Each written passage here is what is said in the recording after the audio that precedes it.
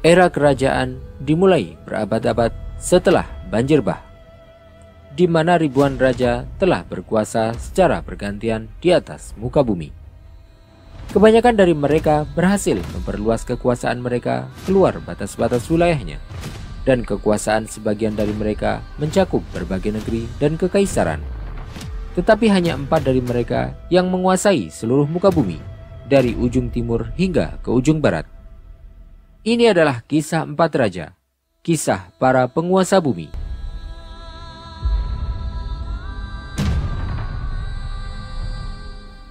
Diriwayatkan dari Imam Mujahid bahwasanya beliau berkata, "Malakal arda mu'minani wa kafiran, fal mu'minan Sulaiman wa Dzulqarnain, wal kafiran Bukhtanasar wa Namrud." Bumi ini pernah dikuasai oleh 4 orang, 2 orang beriman dan 2 orang kafir. 2 orang beriman tersebut adalah Sulaiman dan Dzulqarnain, sedangkan 2 orang kafir adalah Bukhtanasar dan Namrud.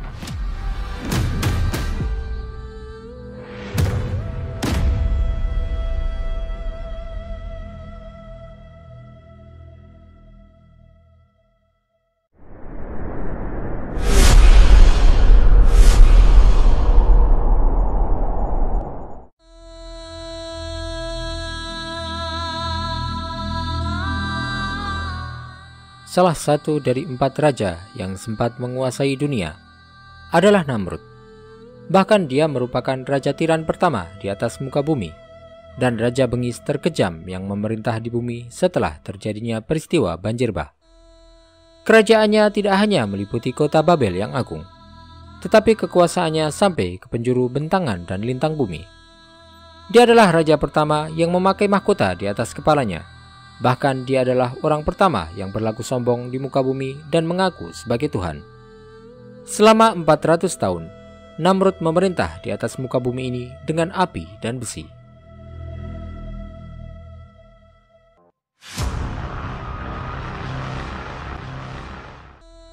Tanggal kelahiran Namrud tidak diketahui dalam sejarah. Tetapi beberapa dokumen manuskrip Irak kuno mengisyaratkan bahwa dia dilahirkan pada tahun 2053 sebelum Masehi di kota Babel yang bersumber dari peradaban Ur yang agung di Mesopotamia. Dia adalah penguasa Shinar dan Babel dan raja yang menguasai bumi dari timur ke barat. Garis keturunannya bersambung kepada Nabi Nuh alaihissalam. Tetapi para sejarawan berbeda pendapat tentang moyangnya antara Sam dan Ham, 2 putra Nabi Nuh alaihissalam. Sebagian ulama menyebutkan bahwa dia adalah Namrud bin Kan'an bin Kush bin Sam bin Nuh alaihissalam, atau dia adalah Namrud bin Falih bin Abir bin Shalih bin Akhfashat bin Sam bin Nuh alaihissalam. Tetapi mayoritas ahli sejarah mengandalkan penyebutan Ibnu Katsir dalam kitabnya Al-Bidayah wa Nihayah bahwa dia adalah Namrud bin Kan'an bin Kush bin Sam bin Nuh alaihissalam.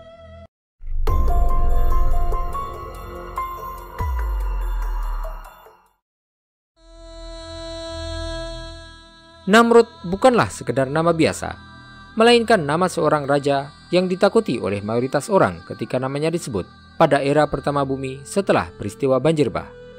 Dia mendirikan peradaban Mesopotamia yang dikenal sejak lama sebagai bumi Namrud. Namrud mendirikan 8 kota, 4 di Babel dan 4 di Assyria. Kota-kota tersebut adalah komunitas kecil dan suku-suku, tetapi Namrud mengubahnya menjadi kerajaan dan kekaisaran yang dibagi menjadi 2 kelompok. Di kelompok selatan ada Babel, Ak, Akkad, dan Kandel.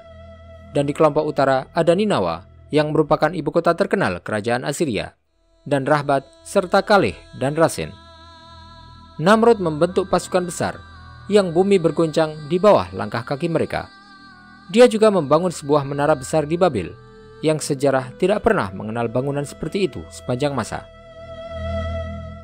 Namrud sebelumnya dikenal sebagai pemburu binatang buas, tetapi kemudian dia menjadi pemburu bangsa-bangsa. Melalui penaklukan dan dominasi, ia menjadi penguasa dunia. Nafsunya atas kekuasaan membuatnya lebih mirip dengan binatang buas daripada dengan manusia. Kesombongannya yang melampaui batas telah menjadikannya sampai menentang Allah dan mengaku sebagai Tuhan agar disembah oleh para manusia. Kezalimannya semakin menjadi-jadi, dan kedurhakaannya kepada Allah semakin melampaui batas, hingga azab Allah pun semakin dekat kepadanya.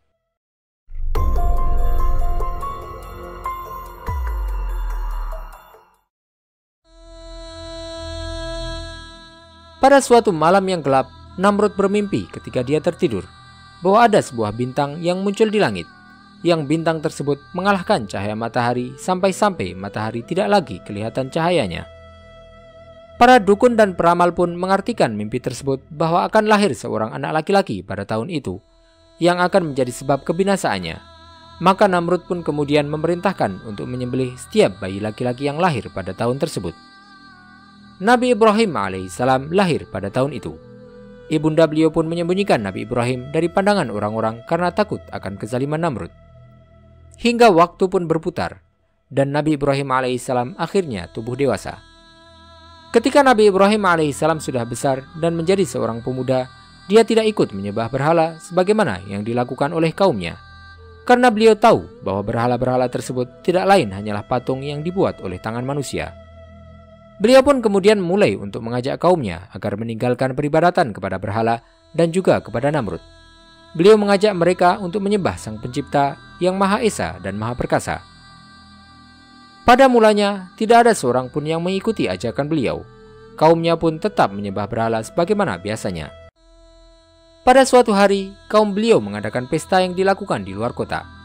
Nabi Ibrahim alaihissalam kemudian pergi menuju ke tempat di mana terdapat berhala-berhala yang disembah. Beliau menghancurkan berhala tersebut satu persatu, dan beliau menyisakan satu berhala yang paling besar yang berada di tempat itu. Beliau melakukan hal tersebut untuk menunjukkan bahwa berhala-berhala itu tidak bisa untuk melindungi diri mereka sendiri. Berhala itu tidak lain hanyalah batu yang tidak bisa memberikan mudarat ataupun manfaat. Ketika kaumnya kembali ke kota, mereka mendapati bahwa berhala-berhala sesembahan mereka telah hancur berserakan. Mereka kemudian mencurigai Nabi Ibrahim dan memanggilnya, kemudian bertanya kepada beliau siapa yang melakukan hal tersebut. Nabi Ibrahim alaihissalam menjawab bahwa berhala terbesarlah yang melakukan hal tersebut. Beliau berkata kepada mereka, "Tanyalah kepada berhala terbesar itu jika kalian tidak percaya kepadaku." Kemudian mereka terdiam. Setelah itu mereka berkata, "Bagaimana mungkin kita akan bertanya kepada batu yang tidak bisa berbicara, bahkan tidak bisa melihat?" Mereka pun sebenarnya tahu bahwa berhala-berhala tersebut tidak mempunyai kekuatan atau kekuasaan apapun. Tetapi mereka karena kesombongannya pun marah. Mereka kemudian membuat sebuah kobaran api besar untuk membakar Nabi Ibrahim alaihissalam, sesuai dengan yang diperintahkan oleh Namrud, agar menjadi pelajaran bagi orang-orang yang lain. Tetapi dengan kuasa Allah, api tersebut terasa dingin dan tidak melukai Nabi Ibrahim alaihissalam sedikit pun. Namrud takjub. Bagaimana bisa Nabi Ibrahim alaihissalam selamat dari kobaran api besar tersebut? Dia kemudian ingin untuk mendapat Nabi Ibrahim alaihissalam berkenaan dengan Tuhan yang dia seru. Dia pun memanggil Nabi Ibrahim alaihissalam di hadapan rakyatnya. Pada hari yang telah ditentukan, Nabi Ibrahim alaihissalam bertemu dengan raja terzalim di muka bumi tersebut. Namrud bertanya kepada Nabi Ibrahim alaihissalam, "Apa yang mampu dilakukan oleh Tuhanmu?" Nabi Ibrahim alaihissalam menjawab bahwa Tuhannya mampu untuk menghidupkan dan mematikan manusia. Namrud kemudian berkata bahwa dia juga bisa menghidupkan dan mematikan manusia. Namrud kemudian memerintahkan para pengawalnya untuk menghadirkan 2 orang tahanan, yang keduanya telah ditetapkan hukuman mati. Namrud melepaskan salah satu dari 2 tahanan tersebut, kemudian membunuh tahanan lainnya. Dia menganggap bahwa dia telah menghidupkan satu tahanan dan mematikan yang lainnya. Nabi Ibrahim alaihissalam kemudian berkata, "Jika kau memang benar berkuasa, maka hidupkanlah kembali orang yang telah kau bunuh itu." Namrud pun terdiam. Kemudian dia kembali bertanya, "Apalagi yang mampu dilakukan oleh Tuhanmu?" Nabi Ibrahim alaihissalam menjawab bahwa Tuhannya menjadikan matahari terbit dari sisi timur. "Maka jika kau memang berkuasa, terbitkanlah matahari itu dari sisi barat." Setiap pagi matahari terbit dari sebelah timur, yang merupakan sunatullah yang ditetapkan olehnya. Tetapi jika kau memang Tuhan, rubahlah aturan tersebut dan terbitkanlah matahari dari sebelah barat. Pada waktu itu, Namrud pun terdiam, tak dapat berkata-kata.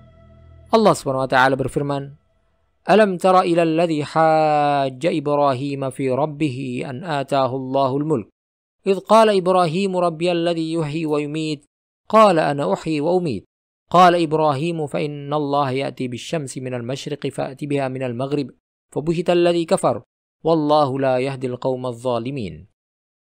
Tidakkah kau memperhatikan orang yang mendebat Ibrahim mengenai Tuhannya, karena Allah telah memberinya kekuasaan? Ketika Ibrahim berkata, Tuhanku ialah yang menghidupkan dan mematikan. Dia berkata, aku pun dapat menghidupkan dan mematikan. Ibrahim berkata, Allah menerbitkan matahari dari timur, maka terbitkanlah ia dari barat. Maka bingunglah orang yang kafir itu. Allah tidak memberi petunjuk kepada orang-orang zalim.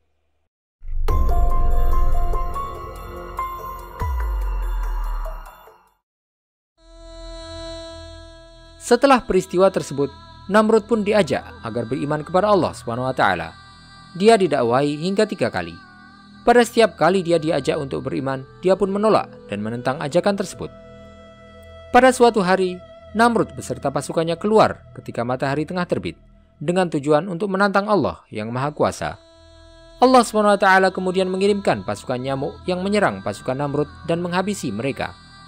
Sedangkan Namrud sendiri, hidungnya dimasuki oleh seekor nyamuk yang kemudian masuk ke dalam kepalanya.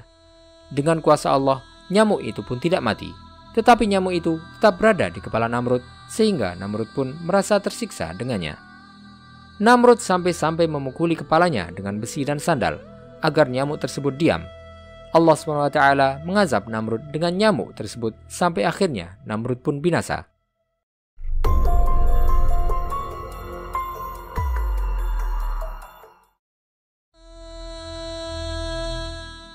Namrud berkuasa di atas muka bumi selama 400 tahun. Dia berlaku sombong semasa pemerintahnya tersebut. Dia menzalimi rakyatnya serta menumpahkan darah orang-orang yang tidak bersalah. Allah SWT pun mengirimkan azab kepadanya di akhir hayatnya. Namrud pun menjadi pelajaran bagi setiap orang zalim di masanya hingga saat ini.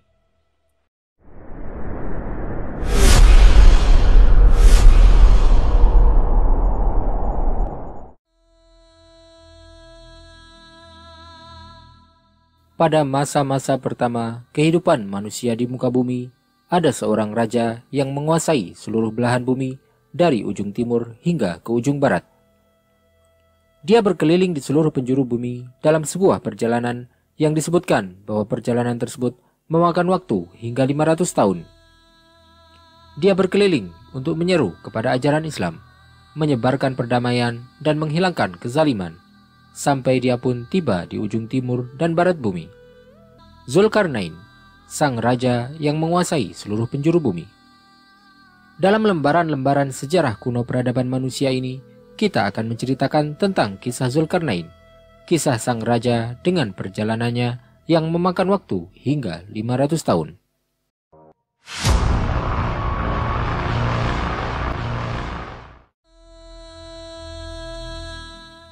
Zulkarnain, namanya disebutkan dalam Al-Quran sebagai seorang manusia yang saleh, yang menjelajahi seluruh wilayah di bumi. Dia menyeru kepada agama Allah dan memerangi orang-orang yang menentangnya. Dia menyebarkan Islam, serta menghancurkan kekufuran dan para pemeluknya. Dia menolong orang yang terzalimi dan menegakkan keadilan. Kisah Zulkarnain berawal dari kedatangan sekelompok musyrikin kepada Rasulullah SAW yang mengajukan 3 buah pertanyaan tentang ruh, tentang para pemuda penghuni gua, dan Zulkarnain. Yahudilah sesungguhnya yang telah membisikkan kepada musyrikin Quraisy agar menanyakan 3 hal tersebut. Allah SWT kemudian menurunkan firman-Nya yang berisi tentang kisah Zulkarnain dalam surat Al-Kahfi. Berkenaan dengan hakikat tentangnya, Rasulullah SAW menegaskan dalam sebuah hadisnya dengan sabda beliau, "Wa ma adri Zulkarnain anabiyyan kana am la?" Aku tidak tahu apakah Zulkarnain seorang nabi atau bukan. Ibnu Abbas radhiyallahu anhu sendiri ketika ditanya tentang Zulkarnain, beliau menjawab, dia berasal dari Himyar, namanya adalah Sa'ab bin Fimarasid, yang telah diberikan kekuasaan oleh Allah SWT di atas bumi dan diberikan segala fasilitas untuknya. Sebagaimana pula ketika Ka'ab al-Ahbar ditanya tentang Zulkarnain, dia pun menjawab, pendapat yang benar dari para pendahulu kami bahwa dia berasal dari Himyar, namanya adalah Sa'ab bin Fimarasid. Dari keterangan-keterangan tersebut, maka dapat kita lihat dengan jelas bahwa Zulkarnain adalah seorang muslim yang bertauhid, yang berasal dari bangsa Arab. Maka, Zulkarnain yang termaktub dalam surat Al-Kahfi bukanlah Iskandar Zulkarnain atau Alexander the Great, penguasa asal Makedonia. Zulkarnain juga bukan merupakan pendahulu bangsa Persia atau memeluk agama mereka. Zulkarnain dalam surat Al-Kahfi adalah seorang muslim. Adapun Alexander the Great adalah seorang musyrik.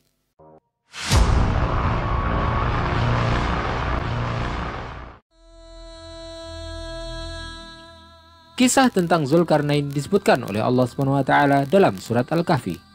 Allah Ta'ala berfirman, "Wa yas'alunaka 'an dzil qarnain, qul sa'atlu 'alaikum minhu dzikra." Dan mereka bertanya kepadamu wahai Muhammad tentang Zulkarnain. Katakanlah, aku akan bacakan kepada kalian sebagian cerita tentangnya. Dalam ayat ini, Allah SWT tidak menceritakan tentang kisah Zulkarnain secara keseluruhan. Tetapi dia hanya menceritakan hal-hal terpenting yang memiliki banyak pelajaran dan ibrah di dalamnya. Oleh karena itu, kita juga tidak akan menceritakan tentang rincian-rincian kisah yang tidak berdasar pada sumber yang sahih. Tetapi kita hanya akan membahas hal-hal yang telah disebutkan dalam Al-Quran dan juga sunnah Rasulullah SAW. Zulkarnain adalah raja yang telah diberikan kekuasaan dan hikmah oleh Allah. Dia pun kemudian membentuk pasukan besar dan berkelana mengelilingi dunia dengan pasukannya tersebut untuk menyeru kepada agama Allah SWT. Dia pun melakukan perjalanan hingga ke ujung barat bumi. Kemudian dia mendapati kaum yang menyekutukan Allah SWT. Allah SWT kemudian mengilhamkan kepadanya bahwa keputusan telah diserahkan kepada Zulkarnain. Apakah dia akan menghukum atau akan berbuat baik kepada mereka? Raja yang saleh itu pun kemudian menegaskan langkahnya dalam menegakkan hukuman. Dia pun mengumumkan bahwa dia akan menghukum orang-orang yang berbuat zalim dengan hukuman yang berat di dunia. Adapun hukuman di akhirat hanya Allah yang berhak untuk mengambilnya. Sedangkan orang yang beriman maka dia akan memuliakannya dan memperlakukannya dengan baik. Keputusannya tersebut dimaksudkan untuk merebut kembali hak orang yang terzalimi dan menegakkan kebenaran. Zulkarnain pun kemudian memperbaiki kondisi kaum tersebut dan mengangkat orang yang akan mengurusi mereka. Setelah Raja Saleh itu menyelesaikan urusannya di barat, dia kemudian bergegas untuk menuju ke arah timur. Hingga akhirnya dia sampai di ujung timur, di mana matahari terbit dari tempat tersebut. Tempat tersebut merupakan tempat terbuka, yang tidak ditumbuhi dengan pepohonan, serta tidak pula ada rumah-rumah yang menaungi para penduduknya. Zulkarnain juga menegakkan hukumnya di belahan bumi timur tersebut, sebagaimana yang dia lakukan di belahan bumi barat. Kemudian setelah itu, dia melanjutkan perjalanannya hingga menemui suatu kaum yang tinggal di antara dua gunung, yang di antara keduanya terdapat sebuah celah. Mereka berbicara dengan bahasa yang sulit untuk dipahami. Mereka adalah kaum yang mengasingkan diri dan telah mengalami berbagai serangan yang dilakukan oleh Ya'juj dan Ma'juj.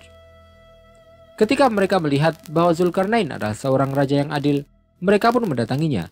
Kemudian mereka meminta bantuan agar diberikan perlindungan dari kekejaman Ya'juj dan Ma'juj. Ya'juj dan Ma'juj merupakan kaum yang menyebarkan kerusakan di atas muka bumi. Kaum yang tinggal di daerah tersebut tidak memiliki kekuatan untuk menghadapi Ya'juj dan Ma'juj. Mereka kemudian meminta kepada Zulkarnain untuk membuatkan sebuah pembatas untuk menutup celah tersebut. Sebagai gantinya, mereka akan memberikan harta yang mereka miliki. Zulkarnain pun setuju untuk membangunkan sebuah tembok penghalang bagi mereka, tetapi dia tidak tertarik untuk mengambil harta mereka. Dia tidak mau mengambil upah apapun dari pembangunan tembok tersebut. Dia hanya meminta bantuan dari kaum itu dalam pembangunannya. Zulkarnain menggunakan teknik arsitektur yang sangat istimewa. Dia pertama-tama mengumpulkan potongan-potongan besi, kemudian meletakkannya di celah itu, hingga tumpukan besi itu setara dengan tingginya dua gunung. Dia kemudian menyalakan api pada tumpukan besi itu dan menuangkan cairan tembaga panas ke atasnya. Besi-besi itu pun kemudian menyatu dan menjadi sangat kuat. Celah di antara dua gunung itu pun akhirnya tertutup, dan tertutup pula jalan untuk Ya'juj dan Ma'juj keluar darinya. Ya'juj dan Ma'juj tidak bisa untuk melubangi tembok itu, dan orang-orang lemah yang tinggal di sekitarnya pun selamat dari keburukan Ya'juj dan Ma'juj. Setelah Zulkarnain menyelesaikan pembangunan tembok itu, dia memandangi tembok tersebut dan memuji Allah SWT atas limpahan nikmatnya. Dia mengakui bahwasanya hanya karena Allah SWT lah dia dapat melakukan pembangunan tembok itu. Zulkarnain sama sekali tidak sombong maupun bangga. Dia tetaplah menjadi seorang hamba yang banyak bersyukur.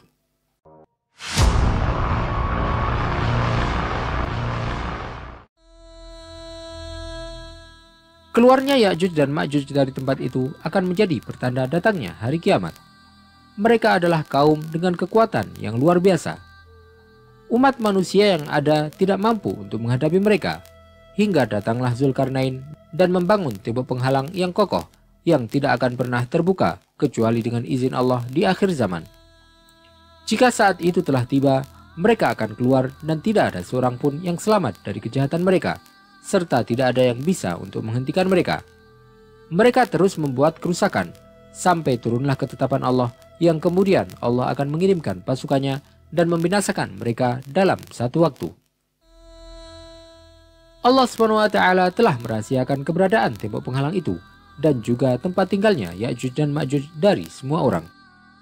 Maka tidak ada seorang pun yang mengetahui lokasi tempat itu, dan tempat itu pun akan tetap menjadi rahasia hingga waktu yang dikehendaki oleh Allah SWT. Kehidupan Ya'juj dan Ma'juj saat ini menjadi rahasia bagi kita, tetapi kemunculan mereka adalah satu hal yang benar dan merupakan ketetapan Allah yang akan datang tanpa bisa dihindari.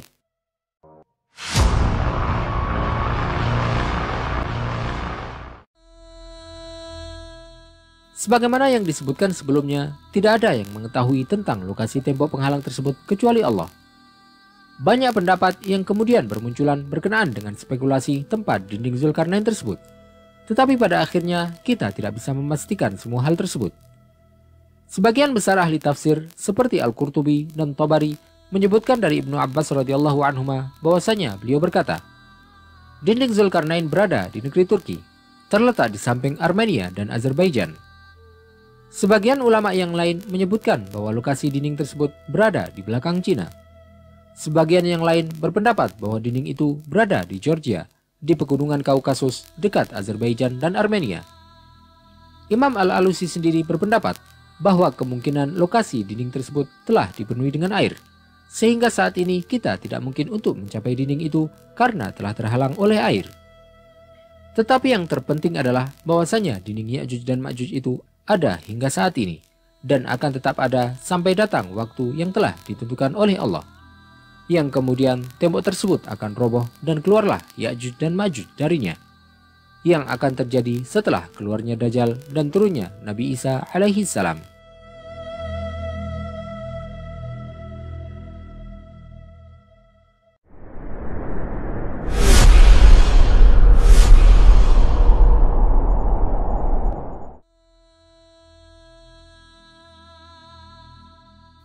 Ribuan tahun yang lalu, Nabi Dawud alaihissalam memerintah di atas muka bumi dengan keadilan dan kebijaksanaan. Beliau adalah seorang nabi yang diutus oleh Allah SWT kepada Bani Israel. Beliau menegakkan keadilan di antara mereka dan memerangi setiap orang kafir dan pendosa. Allah SWT kemudian memberikan anugerah kepada beliau berupa putranya, yaitu Sulaiman, dan menjadikannya seorang nabi setelah beliau. Setelah wafatnya Nabi Daud alaihissalam, Nabi Sulaiman alaihissalam meneruskan kerajaan sesuai dengan jalan yang telah ditempuh oleh ayahnya. Allah SWT menganugerahi kerajaan kepada beliau dan kekuasaan yang tidak pernah didapatkan oleh seorang pun sebelum beliau ataupun setelahnya. Allah pun menundukkan makhluk dan ciptaannya di bawah kendali beliau, manusia, jin, dan angin, serta menjadikan tembaga melunak untuknya, mengajarinya bahasa binatang, dan menganugerahkannya pasukan besar dari golongan manusia, jin, dan makhluk-makhluk lainnya. Selain itu semua, Nabi Sulaiman alaihissalam merupakan orang yang banyak bersyukur, beristighfar, dan sholat.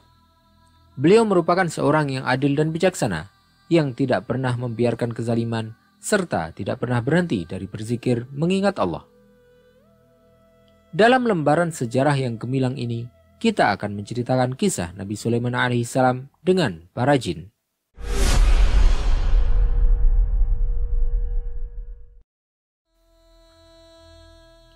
Suatu ketika, Nabi Sulaiman alaihissalam berada di Baitul Maqdis, beribadah di mihrabnya sampai datanglah tengah malam.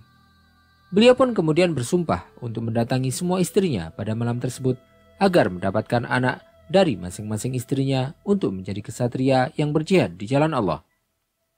Tetapi beliau tidak mengucapkan insya Allah, hingga akhirnya beliau pun melaksanakan sumpahnya untuk mendatangi semua istri beliau.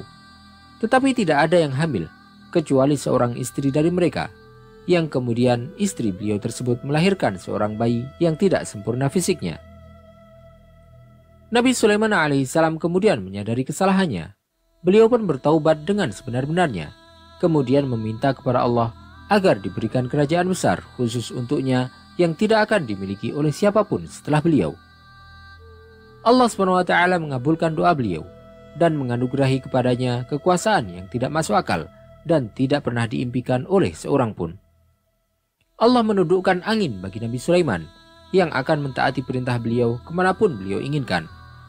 Allah juga menundukkan jin dan setan yang akan bekerja sesuai dengan arahan beliau dalam pembangunan gedung-gedung dan istana, serta mengeluarkan kekayaan yang tersembunyi di dalam gunung, di perut bumi, dan di dasar lautan. Selain itu, Allah SWT juga menundukkan burung dan hewan-hewan bagi beliau. Mereka semua menjadi rakyat dan pasukan beliau yang setia. Allah mengajarkan kepada Nabi Sulaiman bahasa dan cara berbicara mereka. Beliau pun memiliki pasukan besar yang terdiri dari golongan manusia, jin, dan hewan. Meskipun demikian, Nabi Sulaiman sama sekali tidak merasa sombong dengan kerajaannya. Beliau tetaplah menjadi seorang hamba yang banyak bersyukur dan taat terhadap perintah-perintah Allah. Nabi Sulaiman alaihissalam menggunakan semua kenikmatan yang diberikan oleh Allah SWT tersebut untuk kebaikan dan kemaslahatan. Beliau menghapuskan kemiskinan, memerangi kezaliman, dan membungkam orang-orang musyrik, serta tunduk kepada Sang Pencipta yang Maha Esa.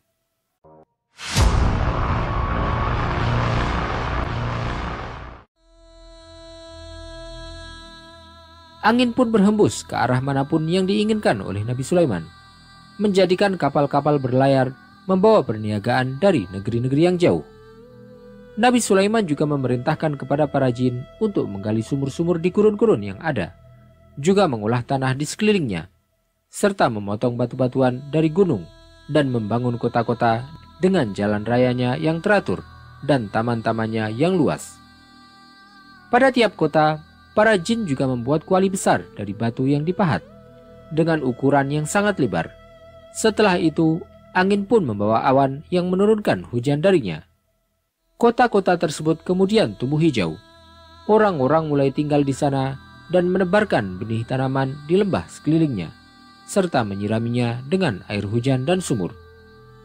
Bumi pun menjadi hijau. Kebaikan menyebar luas dan kesejahteraan merata di tengah-tengah masyarakat yang senantiasa beribadah kepada Allah, Sang Maha Pemberi Rezeki. Banyak kota yang kemudian berkembang. Gurun-gurun pasir menjadi ladang yang subur. Bani Israel pun hidup dalam kenikmatan yang tidak pernah mereka rasakan pada masa lalu mereka. Istana Nabi Sulaiman alaihissalam merupakan sebuah istana yang megah. Salah satu istana terbaik yang pernah ada. Batu-batunya terbuat dari marmer dan pualam, dan dinding serta langit-langitnya dilapisi dengan emas murni. Allah SWT berfirman, "Ya'maluna lahu ma yasha'u min maharib wa tamathil wa jifanin kal jawabi wa qudurir rasiyat." Para jin itu bekerja untuk Sulaiman sesuai dengan apa yang dikehendakinya. Di antaranya membuat gedung-gedung yang tinggi, patung-patung, piring-piring yang besarnya seperti kolam, dan periuk-periuk yang tetap berada di atas tungku. Di antara keutamaan yang diberikan oleh Allah SWT kepada Nabi Sulaiman adalah para jin dan setan setiap hari keluar menuju gunung-gunung untuk menggalinya dan mengeluarkan kandungannya berupa emas dan berlian. Selain itu, ada pula yang menyelam di dasar laut untuk mengeluarkan mutiara berharga darinya. Masing-masing dari mereka keluar setiap hari dan kemudian kembali sampai perbendaharaan beliau pun dipenuhi dengan logam berharga dan batu mulia, yang baik manusia maupun jin tidak berani untuk mendekatinya.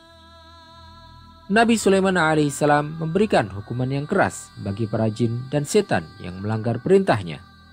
Para jin dan setan yang tidak mentaati perintah Nabi Sulaiman alaihissalam akan ditahan dalam belenggu yang tidak bisa mereka lepaskan. Allah SWT berfirman, "Wasyayatin kulla banna'in wa ghawwas wa akharina muqarrarina fil asfad." Dan kami tundukkan pula kepadanya setan-setan, semuanya ahli bangunan dan penyelam, dan setan yang lain yang terikat dalam belenggu.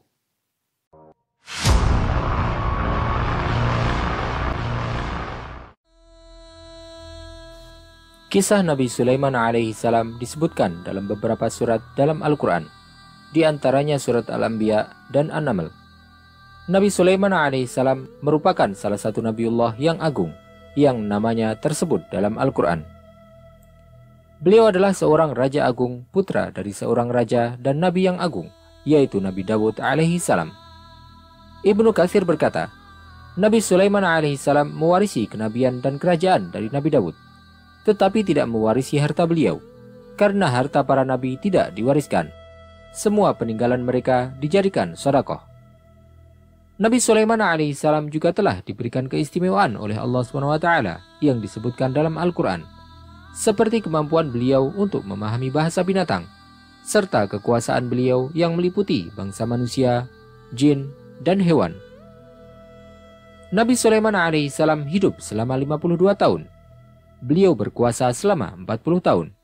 Hal ini dinukilkan oleh Ibnu Katsir dalam Qasasul Anbiya dari Az-Zuhri dan lainnya. Ibnu Jarir juga menyebutkan bahwa usia beliau di atas 50 tahun. Ketika ajal beliau mendekat, beliau ingin mengajarkan kepada manusia bahwa jin tidak mengetahui hal yang gaib. Beliau pun berdiri untuk salat dengan bersandar pada tongkat beliau. Malaikat maut kemudian mencabut nyawa beliau dalam kondisi tersebut. Selama 1 tahun, beliau pun tetap berdiri meskipun beliau sudah wafat, dan para jin menyangka bahwa beliau sedang melaksanakan salat.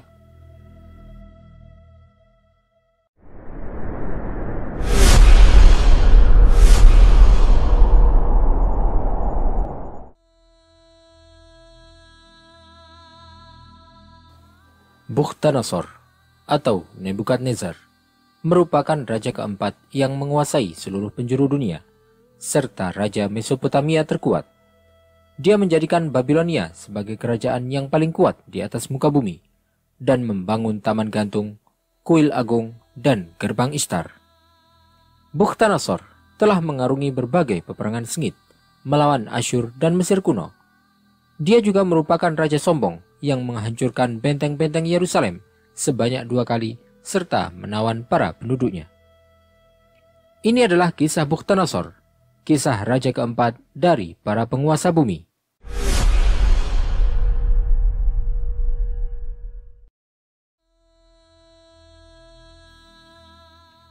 Bukhtanasor adalah salah satu raja dinasti Kasdim yang berkuasa di Babilonia.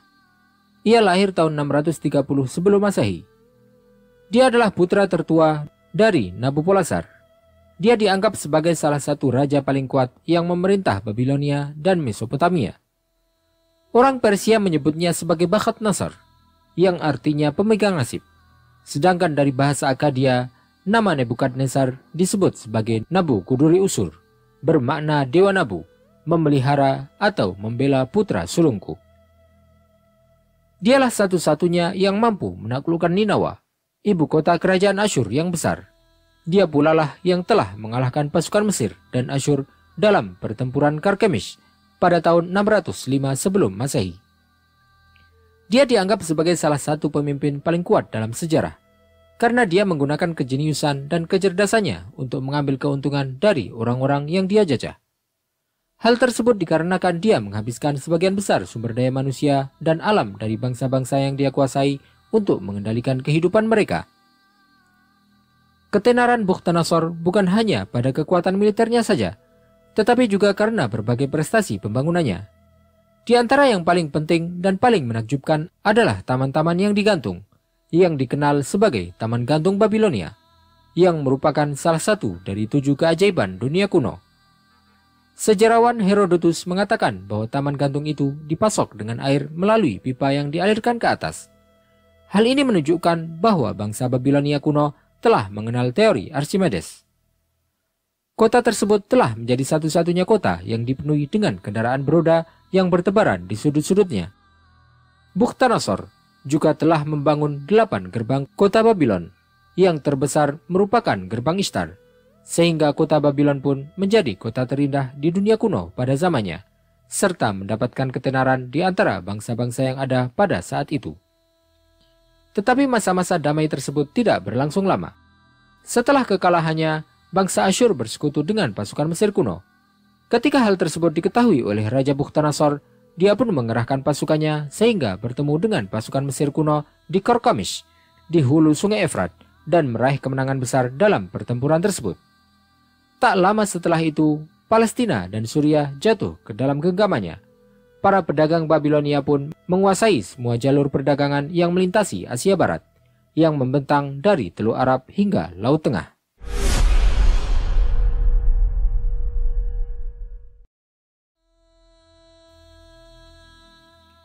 Setelah kekalahan pasukan Mesir kuno di tangan Babilonia, raja-raja Mesir pun tidak menerima hal tersebut. Sehingga kemudian pasukan besar dari bumi Firaun kuno bergerak maju dan berhasil mengalahkan pasukan Babilonia pada tahun 600 sebelum Masehi. Kekalahan itu menyebabkan jatuhnya Palestina dari kekuasaan Babilonia. Bukhtanasor menghabiskan 2 tahun berturut-turut untuk membangun kembali pasukannya dan menutup kerugiannya dalam peperangan untuk kembali bangkit membentuk pasukan besar. Dia kemudian mengarahkan kampanye pertamanya terhadap suku-suku Arab di Yordania sebagai bentuk persiapan untuk serangan besar-besaran dalam menaklukkan Palestina. Dia akhirnya berhasil memasuki Yerusalem pada tahun 597 sebelum Masehi dan membawa rajanya ke Babilonia sebagai seorang tawanan. Kemudian setelah itu dia mengerahkan pasukannya untuk menghentikan revolusi di Suriah sebelum akhirnya kembali ke Babylon untuk mempertahankannya dari serangan orang-orang Iran, yang merupakan sebuah kelompok dari pasukan Persia. Kemudian dia juga berhasil menggagalkan sebuah revolusi yang diluncurkan oleh beberapa komandan tentara di Babylon dalam melawannya pada tahun 594 sebelum Masehi.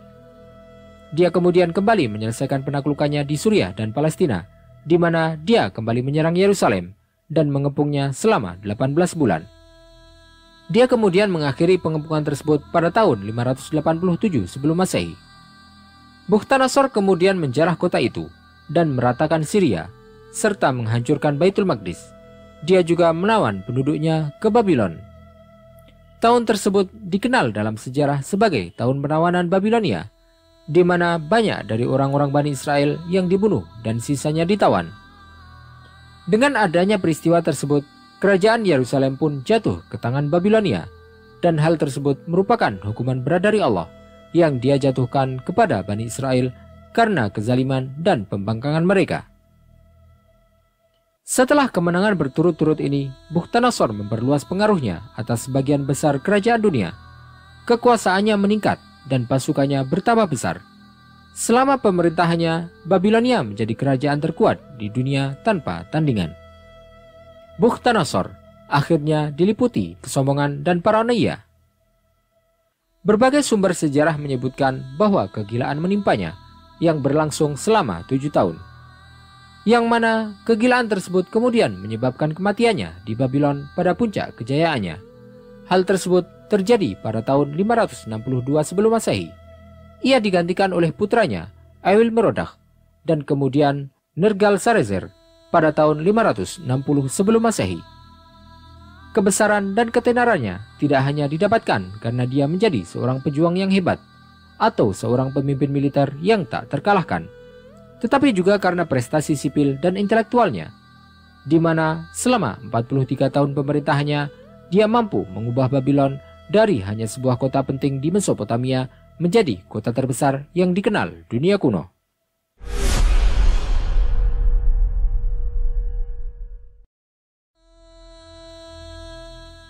Allah SWT telah menjadikan kemunculan Raja Zalim ini sebagai salah satu bentuk hukuman bagi Bani Israel. Hal itu dikarenakan mereka telah melakukan perbuatan yang melampaui batas, membunuh para nabi, dan juga meremehkan Allah dan ajarannya. Nabi mereka pada saat tersebut adalah salah satu dari anak cucu Nabi Daud alaihi salam. Disebutkan bahwa beliau adalah Nabi Armia alaihi salam. Kemaksiatan dan perbuatan mungkar telah tersebar di kalangan Bani Israel pada masa tersebut. Kekufuran merajalela, bahkan para nabi yang diutus kepada mereka pun dibunuh. Perbuatan haram pun dilakukan oleh hampir semua orang dari mereka. Imam Ibnu Katsir meriwayatkan dari Wahab bin Munabih bahwasanya dia berkata, ketika Allah SWT mengutus Nabi Armia kepada Bani Israel, dan itu terjadi ketika banyak peristiwa-peristiwa besar terjadi di antara mereka, serta mereka banyak melakukan perbuatan maksiat dan membunuh para nabi, Bukhtanasor pun tertarik dengan Bani Israel. Allah SWT menjadikan hatinya condong kepada mereka, sehingga dia menjadi berniat untuk mendatangi Bani Israel. Ketika Allah SWT ingin memberikan balasan bagi Bani Israel, Allah SWT kemudian mewahyukan kepada Nabi Armia dengan berfirman, "Sesungguhnya aku akan membinasakan Bani Israel dan memberikan hukuman bagi mereka. Maka berdirilah di atas batu Baitul Maqdis, niscaya akan datang perintah dan wahyuku kepadamu." Nabi Armia kemudian berdiri dan kemudian bersujud, seraya berkata, "Andai saja ibuku tidak melahirkanku, ketika engkau menjadikanku nabi terakhir dari kalangan Bani Israel, sehingga kehancuran Baitul Maqdis dan kebinasaan Bani Israel dikarenakan aku." Allah SWT kemudian berfirman kepada beliau, "Angkatlah kepalamu." Nabi Armia pun kemudian mengangkat kepalanya dan menangis. Beliau kemudian bertanya kepada Allah SWT, "Wahai Rabb, siapakah yang akan kau kuasakan kepada mereka?" Allah SWT menjawab, "Para penyembah berhala yang mereka tidak takut terhadap ancamanku dan tidak mengharapkan pahalaku."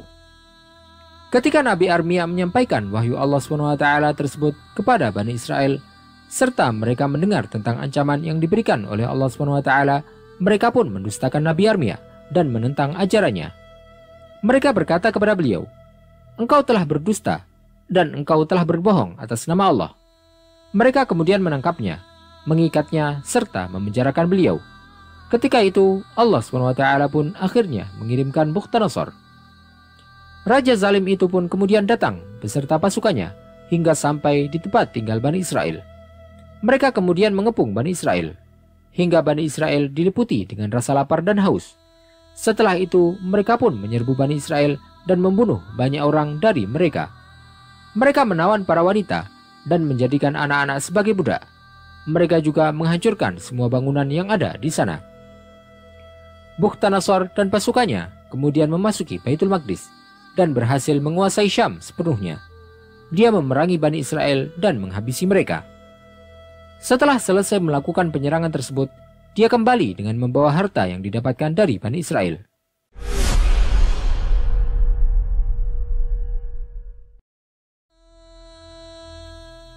Banyak ulama tafsir yang menyebutkan bahwa ayat dalam surat Al-Isra menceritakan tentang kejadian tersebut.